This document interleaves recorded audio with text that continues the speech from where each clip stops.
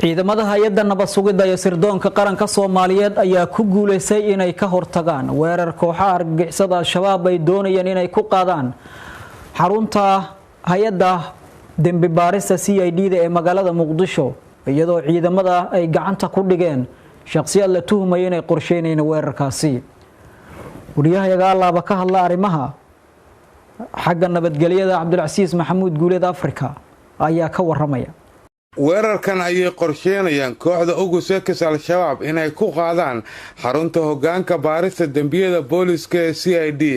waxaana ay kooxdu sameeyeen sahan indhaka cabira si ay u diyaariyaan weerarkaasi kadib markii ay u suurtageli weysay sahankoodu inay galaan gudaha xarunta CID oo ah goob ammaankeeda si weyn loo adkeeyey. Sayid Cali waa wiil dhalinyaro ah oo ka tirsanaa kooxda ugus waxa uu ka mid yahay maleeshiyaadka dagaalama ee kooxdaasi waxaana uu sidoo kale u yahay kooxdaasi sahan iyo naqshad sameeyo ka hor inta aan la weerarin xarumaha ay ku qaadayaan weerarada argagixisanimo. Cali oo hadda ku jira gacanta Niza waxa uu diyaariyay naqshadan oo ah mid loogu talagalay in lagu weeraro CID waxaana weerarkaasi uu qorshu ahaa inuu ku bilowdo gaari qaraxa oo noociisa uu ku sheegay runeed kadib waxa xigi doona gaari caasi ah oo loo soo ekeysiyay gawaarida dadweynaha oo taagnaan doona marka uu qaraxu dhacayo isgoyska kiiloomitir 4 kadibna ku dhaqaaqi doona qiiqa qaraxa si uu gaarsiiyo goobtaasi maleeshiyada ay ugu talagaleen inay gudaha u galaan xaruntaasi.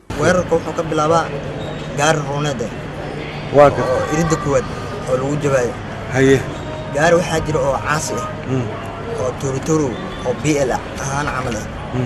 laakiin aan gaarigaas si qarsoodi la ima sheegin wax la ima ogeysiin. Cali intuu diyaarinaya macluumaadka arrintan waxa uu tagay agaarka xarunta CID inkastoo uu awoodi waayay inuu galo gudaha xaruntaasi sabab la xiriira feejignaanta ciidanka booliska ilaaliya xaruntaasi waana tan keentay inuu sameeyo shax u muuqatay indhaka cabir. CID-da halmar yaa kula socday markaa tagay kaniga shakhsiga ahaantay sidee ku gashay markaa gudaha ma gelin xagee tagtay dadka indhaha wax ka cabirahay xagee ku akeedo tagtay xagee tagtay ganjaalka ilaa balkii meesha oo shirkadda iyo meesha cabitaanka aan ka cabay jawgiida qiimeeyay meesha stop qoran ilaa meesha kale dadka laga riray ay la cabir hal mar aan ku dhuftay ka soo dayay warqadda naqshadeeda sidaan balkii ku naqshaday. Sayid Cali ka soo diyaarinta naqshadan waxa uu sidoo kale ka mid ahaa maleeshiyaadka habeenkii geysta weerarada argagixisanimo waxaanu dhaawac fudud ka soo gaaray weerar ay dhawaan ku qaadeen maleeshiyaad uu ka mid yahay ruga ciidanka boolisku ku leeyihiin xaafadda suuqa xoolaha ee degmada Yaaqshid xilli habeena iyadoona weerarkaasi ka soo gaaray dhaawac fudud laakiin dhaawacaasi waa ay ku dayaceen kooxda uu ka tirsanaa ugus. sidaan ku weerarnay sida firatada uu soo gaartay qoriyay sidaan oo qaaday oo qaaday anigoo marka la hadlay rabo balki Ismaaciilka oo dhaayaniyo aan dhaawaca ahay ee warbixi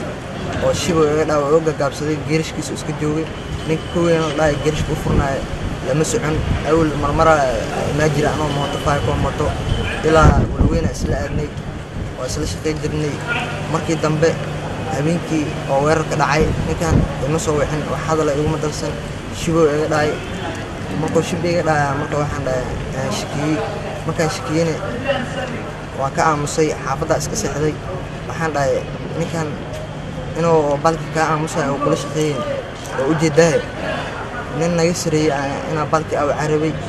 shiba iska dhahay sida la soo qabtay gacanta dawladda aan ku soo galay. weerarkan ay ka hortageen sirdoonka Soomaaliya ayaa dhabarjab ku noqonaya kooxda ugus oo looga bartay allaynta shacabka Soomaaliyeed. Cabdulcasiis Afrika, SNTV, Muqdisho.